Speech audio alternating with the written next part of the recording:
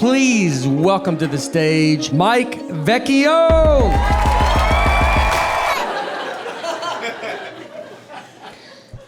I'm sorry I look like every cop that's been in trouble on the news.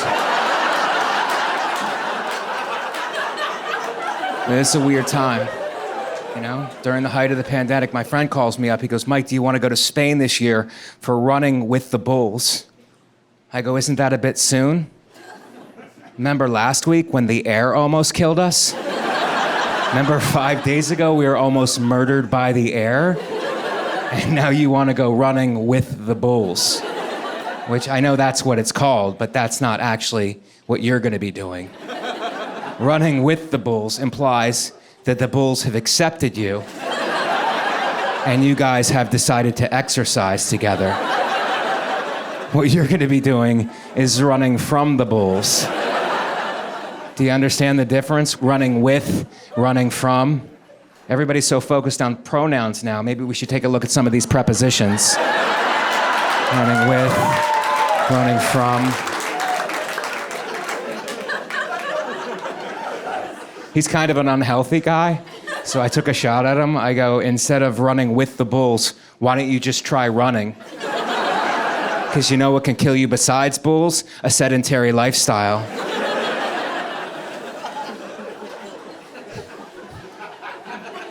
He goes, well, let me know. You know, we all have to get COVID tests before we go over. I go, oh, do they want us completely healthy for when we're murdered by bulls? My girlfriend moved in with me during the pandemic, and I'll tell you a little bit about myself first. I'm 100% Italian. Thank you. And I tell people that, and I get pushback. They go, 100% your mother and father? I go, that's what 100% means. What, did you drop out of the 5th grade? They go, can you speak it? I go, no, I'm 3rd generation. They go, oh, you're not real. But I tried. I took an Italian language class at my high school, but I was failing it. So I did the most Italian thing I could think of. I went to the teacher after class and I said, look, I'm getting an F. I'm failing your class. But what do you say you give me a B and nothing will happen to you or your family? There's nothing more Italian than that. Now, my girl is from rural Indiana. And I learned this very early on during the quarantine. People from rural Indiana do not like to be called hillbillies. Did you guys know that? That's considered a slur. The correct term is caged free. The caged free do not like to be called hill folk. It gets their overalls in a twist.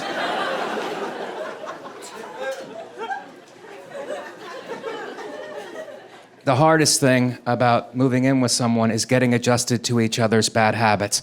I'll go first with mine. My bad habit is yelling. I do yelling. And I thought, oh, this is just being Italian American, but that's not what it's called now. That's not what it's called in 2022. It's not called being Italian American. Now it's called toxic and problematic. It's no longer ethnic. It's now toxic and problematic.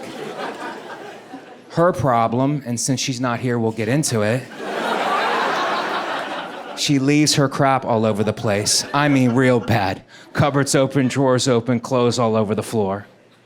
So I go, were you raised in a barn? That's a pretty standard thing to say to somebody who's being a slob. Were you raised in a barn? But she's from rural Indiana. So it turns out she actually was raised in a barn. She took it personal and it started a 4-day fight. But it was a cultural miscommunication and she did it back to me. During the fight, she called me a pig, and that's a slap in the face in my culture. But to somebody from rural Indiana, a pig is your friend. She just meant that you are very loyal and trustworthy. But I remember the first time our bad habits collided. You know, I walk in the apartment and it's a mess and I go, what is this? What is this? And she comes out of the room and looks at me and goes, please stop yelling. I go, oh, I wasn't yelling at you. I was yelling at the person that I thought kidnapped you. because this looks like a crime scene. What are you trying to tell me with this? You're from the Midwest. Are you pro-tornado? Because I'm anti-tornado. I think they destroy lives.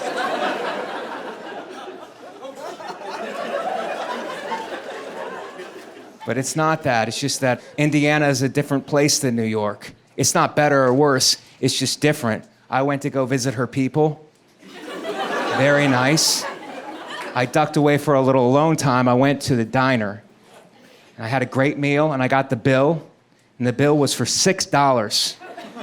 So I call the waitress over. I go, "Excuse me, miss, there must be some mistake. This says $6. She goes, "There's no mistake, and you're gonna pay every penny of it." I go, "I don't think you understand. What I'm saying is I have enough money in my pocket right now to buy this restaurant."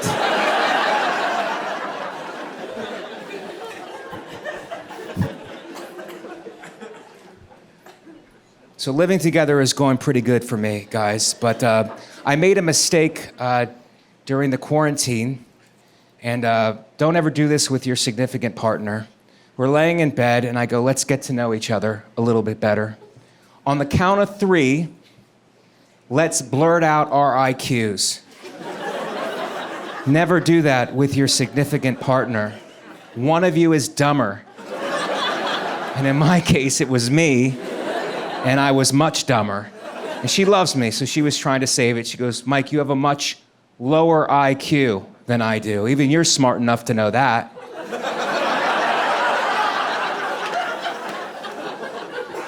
She goes, "But you have this other thing called emotional intelligence, and that's pretty valuable too." And I did some research, and it turns out emotional intelligence is completely made up. It's fake.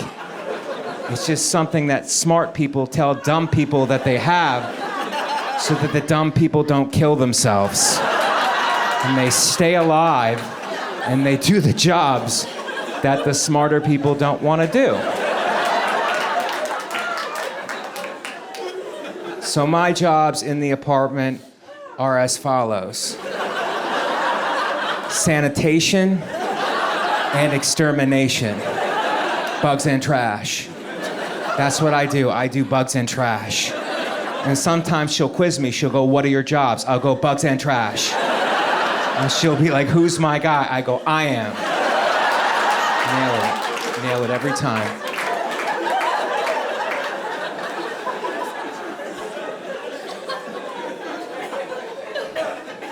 We recently had an incident. There was a bug in the bathroom.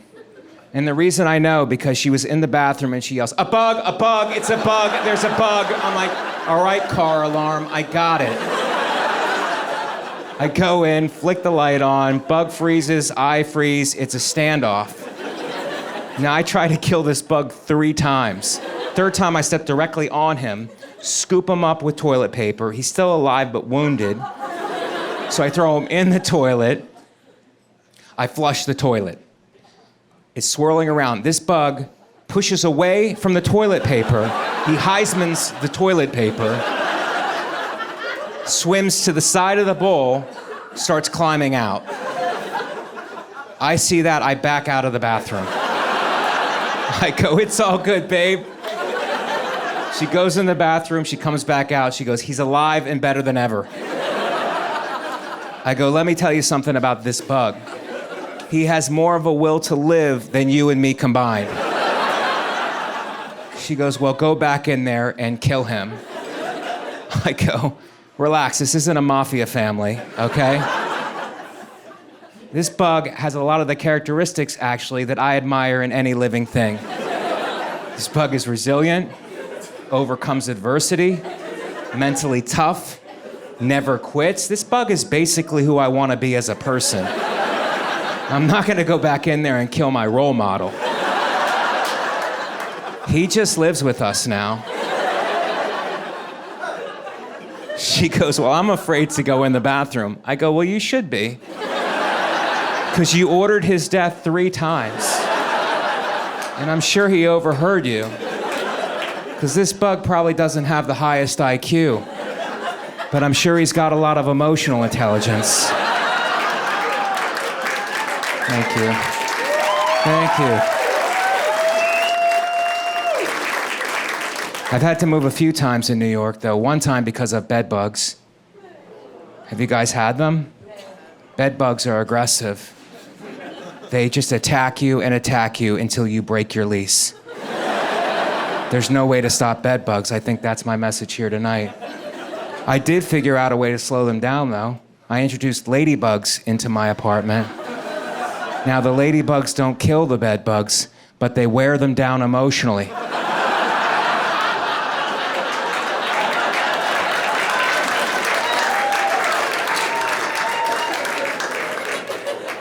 That joke does good with about half the crowd. The other half doesn't like it so much. I put that joke on Twitter. I got attacked worse than I got attacked by bed bugs.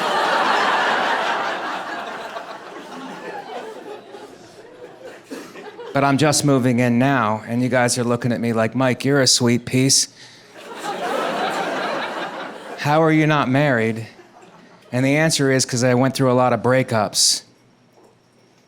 When I break up with a woman now, never pleasant, I like to do it at a restaurant because I feel like it's a public place and she will not cause a scene. Can I share a secret with you guys? The women of today will yell at you right in a restaurant. You know what I do now? I take her to a Chinese restaurant. That way, if she yells at me, it just seems like she's working at the restaurant.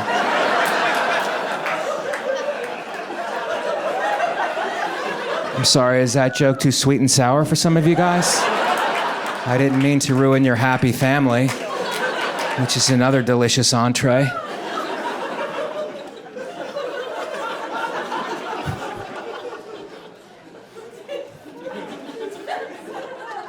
I just think it's really bad dating from your phone because there's no compromise. If you don't like someone, you just swipe them away, and you get rid of them. Back in the day, we used to have to compromise. I went on a phone date before I met my girl. First thing the woman said to me, I'm a vegan. I'm a vegan. Is that the first thing we should be saying to each other? How about your name? What's your favorite color? I'm a vegan. I'm a vegan. So I go, look, I'm on the keto diet. All I eat is meat. We're on opposite ends of the dietary spectrum, but there's a chance to what? Compromise. We did not go down that road. Because then she goes, I won't even eat food that has touched meat. And then I go, I only eat emotional support animals. You want to keep playing this game? We can keep playing this game. Now, when you move in with your significant partner, which is what Twitter makes me call my girlfriend now, it's funnier than what you guys gave it.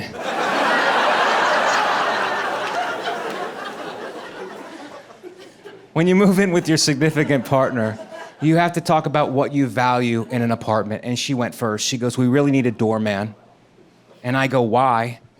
She goes, for protection, in case someone is trying to get us. I go, what are you into? I've been living a pretty Judeo-Christian life without many enemies on the streets. I don't know what you're into, where you need protection. She goes, we just need a man to protect us.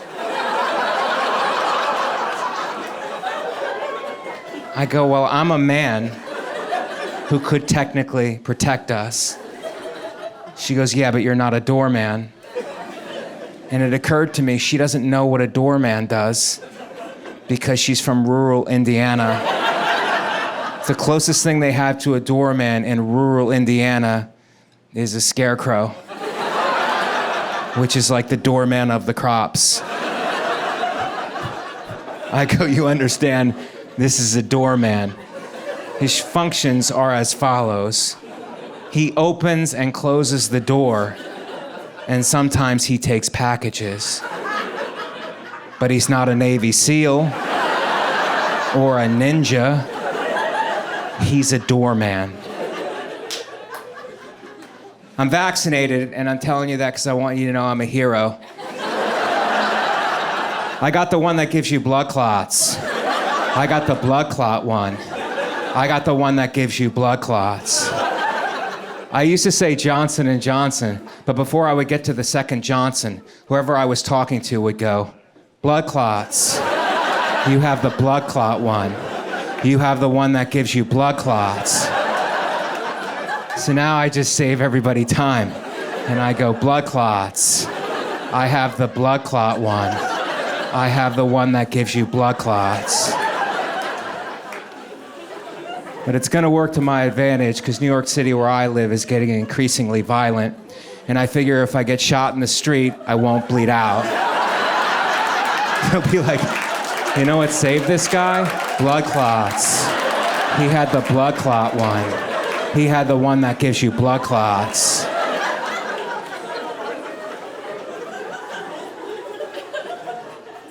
I am gonna miss some things about the pandemic, though. For example, having my temperature taken like I'm being executed. Remember that at the restaurants? You wanna see our menu? You wanna see our menu, don't you, huh? You wanna look at our specials? It's aggressive, you know? I didn't feel safe. I started carrying my own thermometer around with me for protection. That's my Second Amendment. That's my Second Amendment. I got the right. So they'd be like, you want to see our menu? I'd be like, what's up now, dog? How you doing? No, you need to give me your email. No, I'll take your email in case I have to track you like a little baby wolf. But I say the pandemic's been different for everybody. It's been harder on all of us in here, I would say, just looking at you guys. That's not a slam, guys. It's harder on all of us because we all had to wear masks, and I wore a mask, whatever was required. But harder on all of us, I would say, because we're all good looking. And when you wear a mask and you're good looking, people can't tell that you're good looking. And it's terrible. As attractives,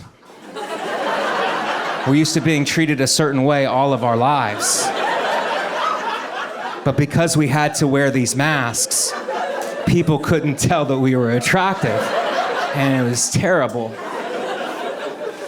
Example, height of the pandemic, I'm in Starbucks, mask up for safety reasons. Woman behind the counter starts talking to me sideways. I had to stop her. I go, excuse me, miss? I'm handsome. You can't talk to me that way. You can't talk to me that way. You're talking to me like I'm an ugly, and I'm not an ugly. Actually, miss, I'm an attractive. You want me to prove it? I'll take my mask off and kill everybody in here with my tiny vapors. Is that what you want? You want me to kill everybody with my tiny vapors? I'm an attractive. Because I'm just talking to you guys right now, other attractives. No disrespect to the people out there. But the uglies have had a good run. They really have, walking around, masks up, pretending to be us. And now that this thing is winding down, they're looking for any excuse to keep their masks on. I hear them talking. It could be a variant. It could be a variant. I'm like, cut the crap. It's not a variant. You had a good run. Stop trying to be us. Get a skill, That's the way you gotta talk to them sometimes. You gotta go get a skill. But there's extremes on both sides of this, Height of the pandemic, outside of my building in New York, there's a woman. She had 2 masks and a face shield on. Outside. And that's fine, whatever, but where is this going, You throw wipers and a turn signal on her, she's a car. Maybe that's where this goes. Maybe we evolve into tiny cars. Then I got a friend in Florida doesn't believe any of this is real. He just makes up his own facts. He goes, it's all fake, Mike. It's all fake, He goes, what are the deaths, 1 in 400? He goes, Mike, do you know 1 in 5 Floridians gets decapitated by their own ceiling fan?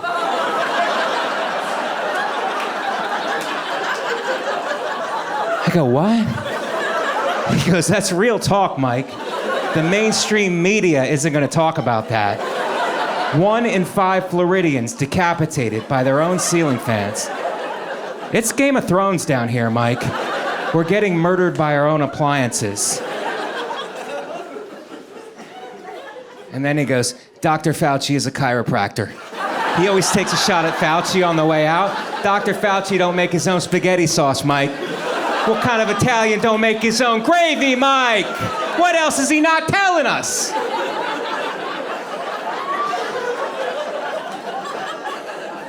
Thank you. I probably should have used barbecue sauce for you guys here because it's more applicable. I'll be happy to never take another COVID test again because the healthcare professionals, while heroes,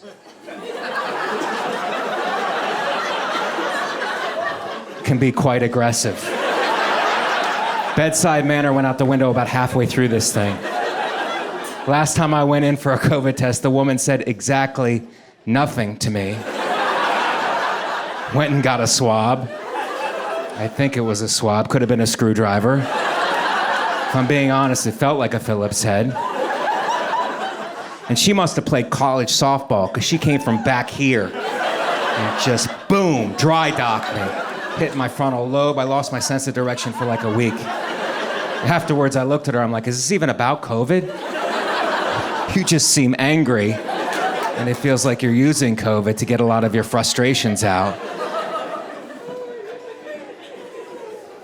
COVID-19, let's do a deep dive, guys. What do we know about COVID-19? Well, we know it came from China, so we know it works. Italy got hit hard, but I think it's because Italy was trying to treat it with recipes. Nice try, Italy, but not helpful. Who do I blame? Is that what you guys want to know? The people who wanted to get rid of straws. Remember those heroes? We got to get rid of the straws. We got to get rid of the straws because the straws are killing the turtles. So fine, we got rid of the straws. But then we started putting our mouths on everything. We started raw dogging everything with our mouths. And then we all got the coronavirus. And then we started dying. And did the turtles help us? No, they didn't, guys. They were conveniently quarantining in their shells. Probably mumbling slurs about us, you know? Turtles are really old. Do you guys need more time with these jokes, or are you gonna get them? My new fear, now that COVID has subsided, is being pushed onto the subway tracks. I don't know if you guys get our news here in Nashville, you know? The Nashville Tribune, or the Nashville Inquisitor, I'm not sure what your paper is called. But we're pushing each other on the subway tracks. And the big problem is, you don't know who's gonna push you. If it was one person, we could strategize around that individual, but it could be anybody. And I'll tell you what the answer isn't. Asking each person on the platform if they're thinking about pushing. Because I saw a guy who looked suspicious and I said, sir, you don't look right. Are you thinking about pushing? He goes, I wasn't. Before you mentioned it. But to be honest, now that you brought it up, it sounds like it might be refreshing. Yeah, guys, it's pushing season. So I just assumed I'm getting pushed, you know. Every time I'm on the platform, I get in a stance.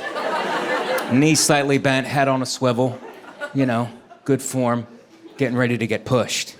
Because I feel like if I get pushed, a lot of the trains are delayed. I can pop back up. Now I'm in that guy's head, you know? So no one talks about the pop-up.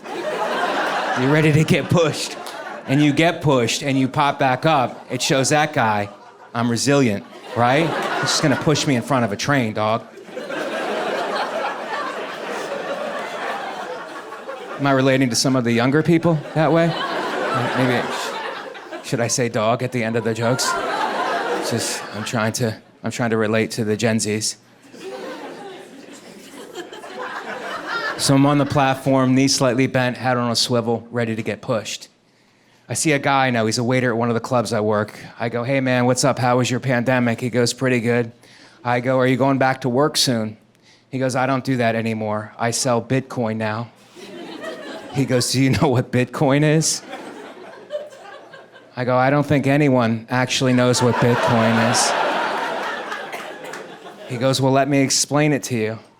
And about 5 minutes into the explanation, I was like, I'd rather you just push me onto the tracks.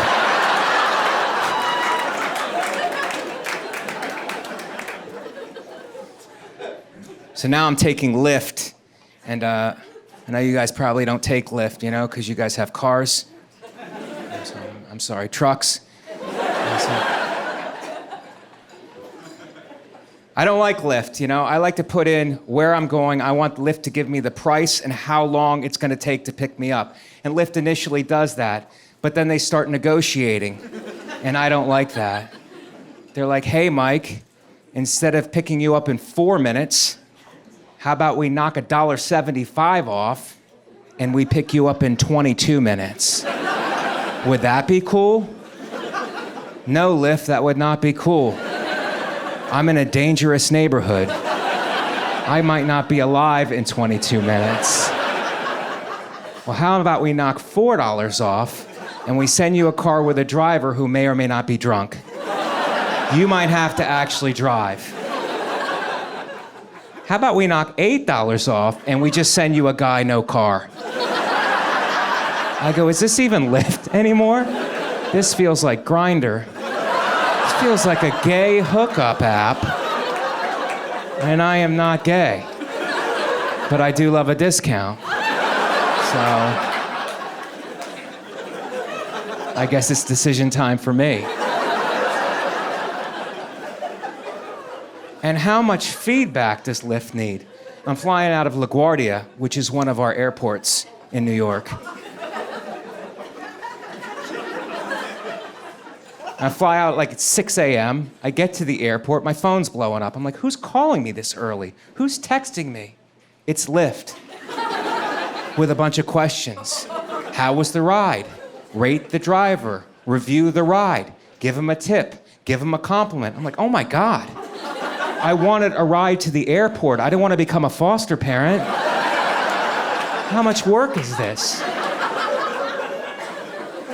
So I just did it old school, verbally. I go, Farik, his name was Farik. I say to him, I go, Farik, 4 out of 5 stars. You got me to the airport beautifully, but you were yelling at your wife in Farsi the entire trip. And I feel obligated to tell you that yelling is toxic and problematic. It's no longer ethnic. It is now toxic and problematic. Have you guys been flying during the Pandeezy? The Pandees? The Pandas. But all my flights have been delayed because they're cleaning and sanitizing the plane. That's what they say. We're cleaning and sanitizing every part of the plane. And it's like, can you get there 15 minutes early to clean and sanitize? They go, no, we're cleaning and sanitizing. That's the reason for our delays. Nobody overslept. We're cleaning and sanitizing every part of the plane. So I get on the plane and I head to the emergency row. That's where I sit, I'm a hero. And there's crumbs in my seat. So I go to the flight attendant, I go, did you clean and sanitize the plane? She goes, we cleaned and sanitized every part of the plane. I go, what'd you clean it with, cookies?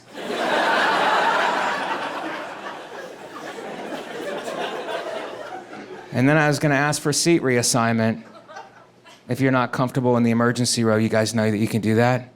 You can ask for a seat reassignment. But have you ever asked for seat reassignment? They get real mad. You get more support asking for gender reassignment than you do for seat reassignment.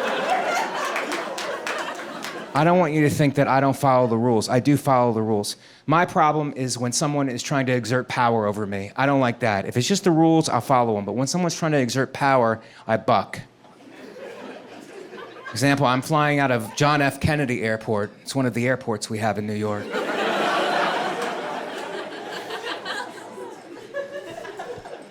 So I'm taking my little bag, I never check luggage. I have 5 outfits like this. So I take my little bag. Before I even get close to the woman, she goes, "You're gonna have to check it. You're gonna have to check that. You will have to check it." And I go, "But it's my emotional support bag. I have things in there that I need for emotional support. I watch you guys let people take dogs and pigs and chickens onto the plane. I would like to take my emotional support bag on." She goes, "Sir, that's not real." I go, "Apparently, miss, you don't know that much about mental health, because it's very real." Now, I have a letter from my doctor. And I gave her the letter, and she read it, and she goes, "This letter is fake." And I go, "I know, I'm a liar. That's part of my disability. I need my emotional support bag. I have things in there for emotional support." She goes, "There's a metal contraption next to the door. If you can fit your bag in that metal contraption, you could take it on the flight." So I try, guys, like 20 times, and it's not fitting. Yet I know that it will fit in the overhead compartment. This is a setup. So I have to take my bag back to her, defeated. And she goes, "I'm very sorry, but like I said, you're gonna have to check your bag." I go, "I don't think you are very sorry. I think you're quietly celebrating." And then there was a joke, there was a joke to be made, so I made a joke.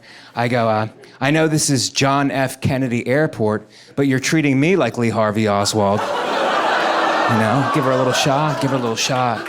Shot.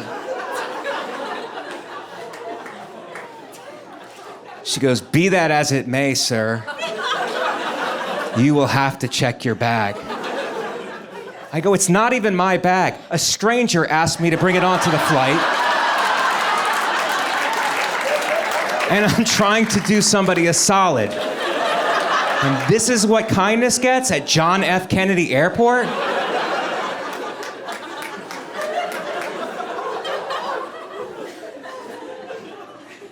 She goes, "Sir, what's so important that you have to take your bag on? What's in the bag?" I go, "I could tell you, but you're not gonna understand." She goes, "Try me." I go, "Inside the bag is Bitcoin." And she goes, "What's Bitcoin?" I go, "Well, let me explain it to you." And about 5 minutes into the explanation, she was like, "Just get on the plane. Take your stupid bag on the plane." Thank you. Guys.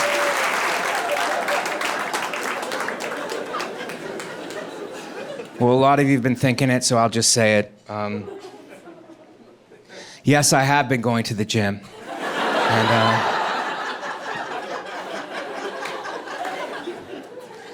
I got a very expensive gym membership. It's the most I've ever paid for a gym membership, but you have to invest in yourself. I think someone tweeted that.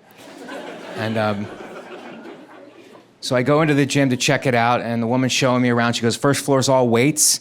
Second floor is cardio equipment. Third floor is yoga studios and a steam room." And then she told me the price. And I go, "Which floor do you go to declare bankruptcy?" Because I'm probably gonna have to do that at some point. And like a good salesperson, she pivoted. She goes, "What's your fitness goal?" I go, "For this much money, it's Thor. I would like to be half man, half God. I would like to have a hammer that I also use as a weapon." So I do a one-day trial, and I'm in the steam room trying to sweat out some of my poverty.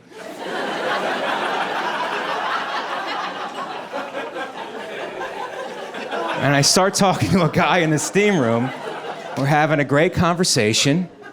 And at the end of the conversation, he goes, "I'm gay." And I go, "That's cool, man. I am a straight." Then he goes, "I can flip you." And then I go, "I think we have different fitness goals. Mine is to be Thor. I'm looking to be Thor." But you guys are really putting me in a good mood. I got some bad news today. I found out my favorite Italian restaurant is closing, Chuck E. Cheese. And guys, Charles Edward Cheese has decided to close his doors. I like the Chuck E. Cheese business model. They opened up, they're like, look, we have rats. Now, we could call an exterminator, but that's gonna cost a lot. What do you say we just lean into this thing? Let's get a rat, let's make him our spokesperson. Get him on stage, get him in a band, get him cranking out some hits. Charles Edward Cheese. That's his Christian name, Charles Edward Cheese. Somebody actually wrote me an email that said, it's Charles Entertainment Cheese. That's what the E stands for. I'm just letting you know. I'm like, wow, you have a lot of time on your hands, man. You're correcting for the love of Charles Edward Cheese. It's funny when you argue with somebody, I'm like, no, it's Edward. Edward is just crazy. He's like, no, it's Charles Entertainment, look it up. And I go, I did. And it's Edward. Just sing. I had a roommate for years and years, and I loved him, but he's on drugs. And we're hanging out one night, and he goes, do you like the Grateful Dead? I go, no. He goes, well, have you ever seen them live? I go, why would I see them live if I don't like any of their songs? He's like, you gotta see them live, dude, you gotta see them live. I'm like, why? Because you get trashed and you go see them live? I would rather drop acid and go to Chuck E. Cheese. Have you ever seen that band live? You haven't lived till you see a rat rip a guitar solo, okay? I'm talking Charles Edward Cheese.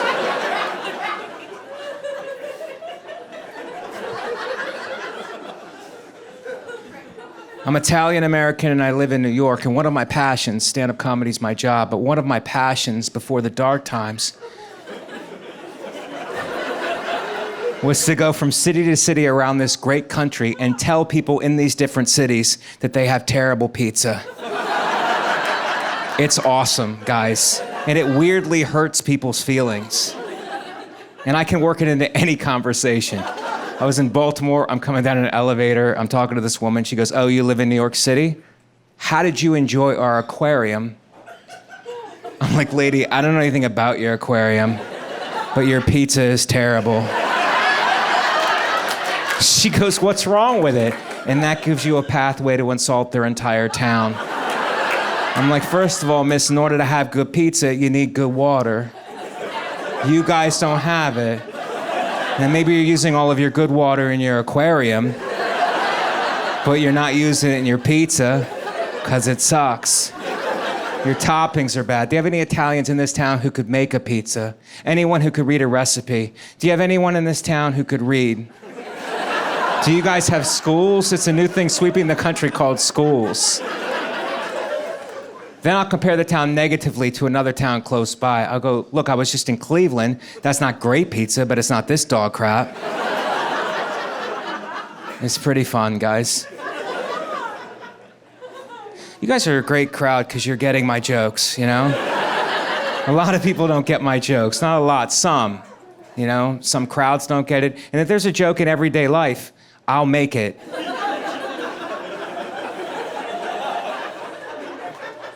You know who does not appreciate my unique sense of humor? Chinese customs. Because I went to China before the dark times. And they were like, why are you coming to China? And I was like, to feel tall? No, I ended up in a work camp for quite some time. I dropped my phone in the toilet in China, and that's actually the best place to drop your phone in the toilet, you know, because of all the rice.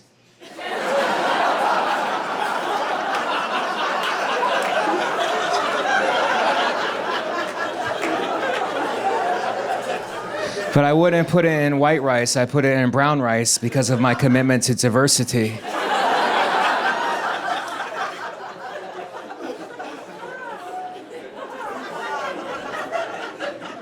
Diversity, guys, that's the name of the game in show business now. My manager calls me up, he's like, Mike, is there anything in your background that could give us some much needed diversity?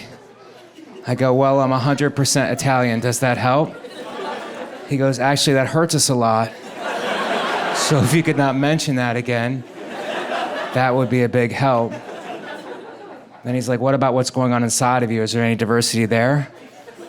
I'm like, what do you mean? He's like, with your feelings. Like, sometimes do you feel like a woman that is trapped inside of a man's body? Because that's a story we could tell. I'm like, no, that's not really happening. But I was born C-section. So I was a man who was trapped inside of a woman's body. I don't know if that counts. I don't know if that makes... Am I a hero? Am I a hero?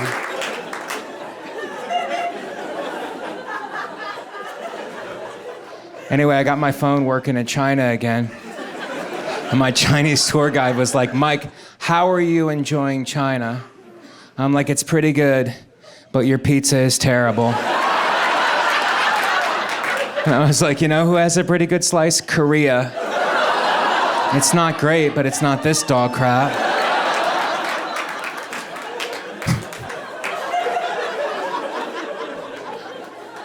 Fine, guys, what's my immigration policy? Is that what you want to know?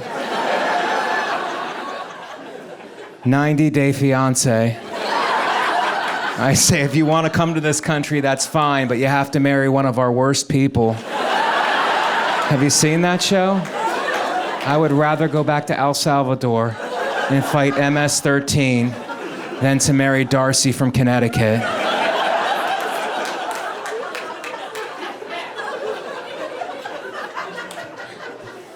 I'm pro-immigrant. I came from immigrants, you know?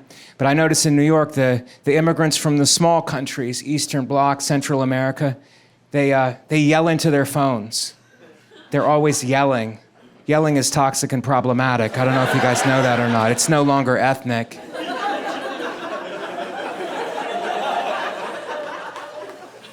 But they're yelling into their phones, and I can't help but think, that's probably why you were asked to leave your country.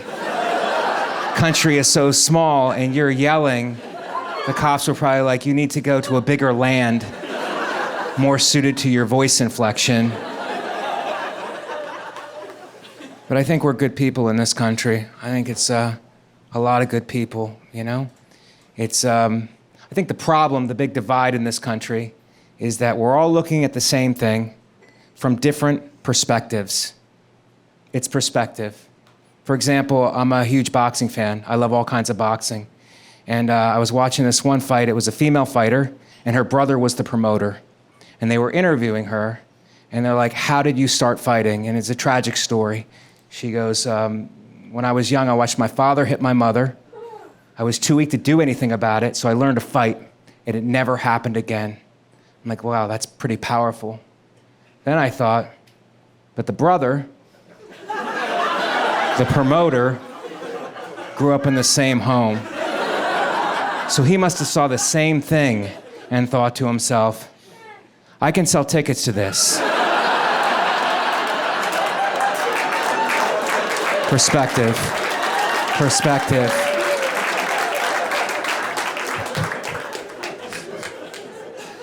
Now I'd like to talk about race.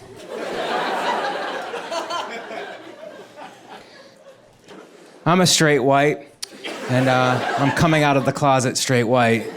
I don't know if we have a closet. We have more of a wine cellar. But sometimes, admittedly, I only see things from my straight white perspective. For example, I went to Aruba before the dark times without my significant partner, which is what Twitter makes me call my girlfriend now.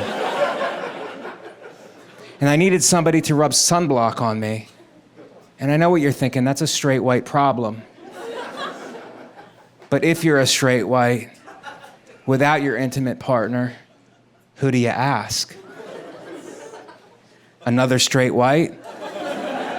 The answer is no, because we don't help each other. Do you ask the straight white's wife? Now you gotta fight the straight white. We're a jealous group. Can't ask a kid. I think Epstein ruined that for all of us. I asked my friend who's an African-American woman, I'm like, will you please rub sunblock on me? She goes, sunblock, Michael, is racist. I go, how so? She goes, it's a product, Michael, that's dedicated to keeping you white. I couldn't wrap my straight white brown... I couldn't...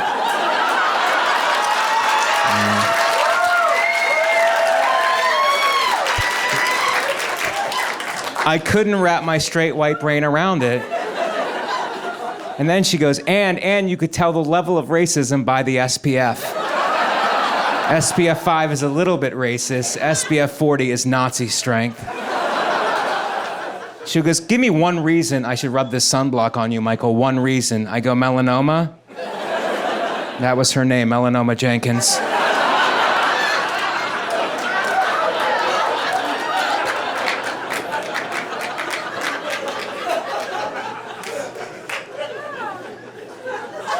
But I am against discrimination in all of its forms, okay? I was on the beach in Aruba, same joke. And there's these children building a sandcastle, so I examined it very carefully because I'm a thoughtful person. And then I kicked it over with tears in their eyes. They were like, sir, why? And I was like, because you do not have any wheelchair accessible entrances. This is a castle of discrimination, you little pieces of trash.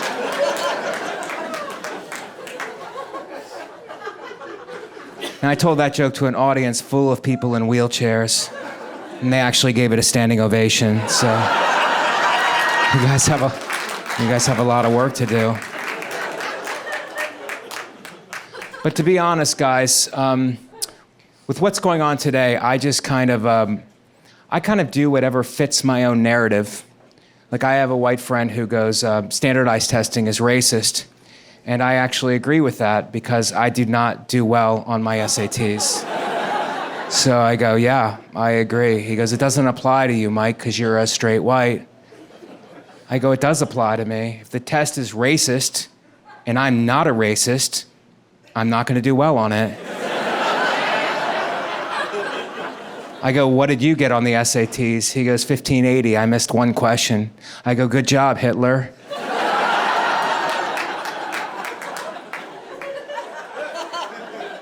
Now I'd like to talk about God. I am Catholic. Anybody? Well, for the rest of you guys who are going to hell,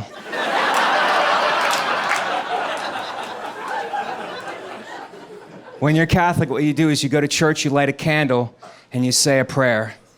But I'm a very competitive Catholic, so before I light my candle, I blow everybody else's candle out. So I don't want God getting confused between the nonsense prayers and the ones that are very important. I think even if you're an atheist, you have to admire Jesus as a historical figure. You know, I think he was great, and I don't think he deserved his death, you know? All he did was, cure leprosy, wash people's feet, and just like multiply loaves of bread and turn water into wine. I mean, the guy was a walking after party, basically. And he did not deserve his death, you know? And you know who else didn't deserve their deaths? The guys who were crucified next to Jesus. They were criminals. They were horse thieves. I'm not gonna stand up here and tell you guys that stealing a horse is the right thing to do. It's not. But it's not crucifixion wrong. Even for Roman times, that's a bit harsh. That's why in the Bible, there's so many letters to the Romans.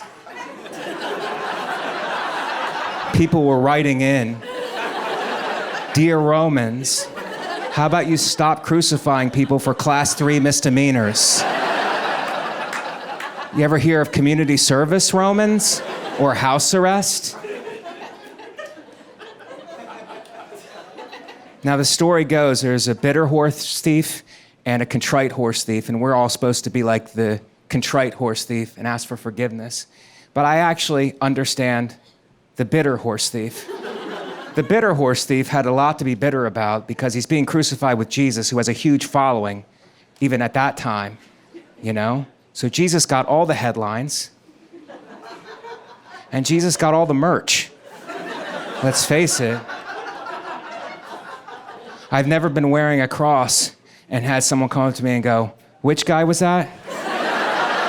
Was that the horse thief?"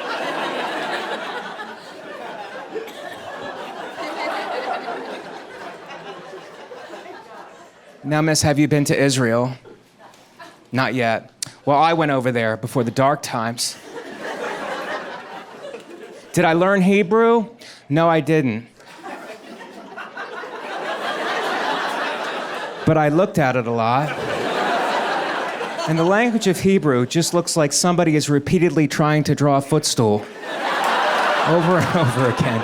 It just looked like footstool, half a footstool, one leg of a footstool, footstool flipped over, footstool flipped over, footstool, one leg of a footstool, flipped over footstool, half a footstool, one leg of a footstool, footstool, footstool, half a footstool. I just wish you guys a happy Easter. In Hebrew, I just wish you guys a happy Easter.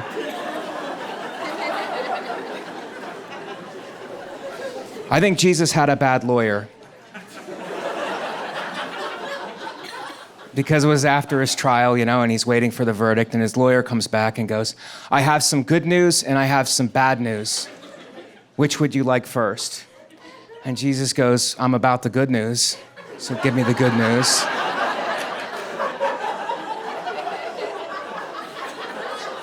And the lawyer goes, "They've decided on crucifixion."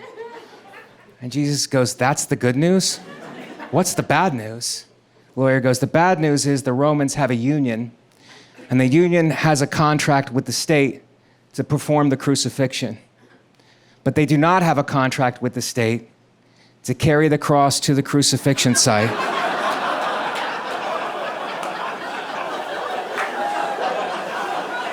Jesus goes, "Why are you telling me this?" The lawyer goes, "They want to pay you a non-union wage to carry the cross, you know?" Jesus goes to the lawyer, he goes, "Who are these people that are doing this to me?" And the lawyer goes, "They're the Romans, but later they will become Italians. And if it matters, in the future, they're gonna be way into you. They're really super into your birthday, and they're gonna put nativity scenes with your whole family on their front lawn, and if anybody messes with them, they'll flip out and it'll make the newspaper." And Jesus goes, "Italians, huh? Well, how about this? Everybody in their ethnicity, all the men in their ethnicity have hair on their back for the rest of eternity. All their women have mustaches. All their kids live with their parents until they're 40. And when they do move out, they move next door. How's that? Is that fun? Tell them it's from the King of the Jews." Thank you. You guys were so amazing for me. Thank you so much for coming out with such great energy. What can I say? I love you. I love Nashville. Good night, guys. Thank you. Thank you.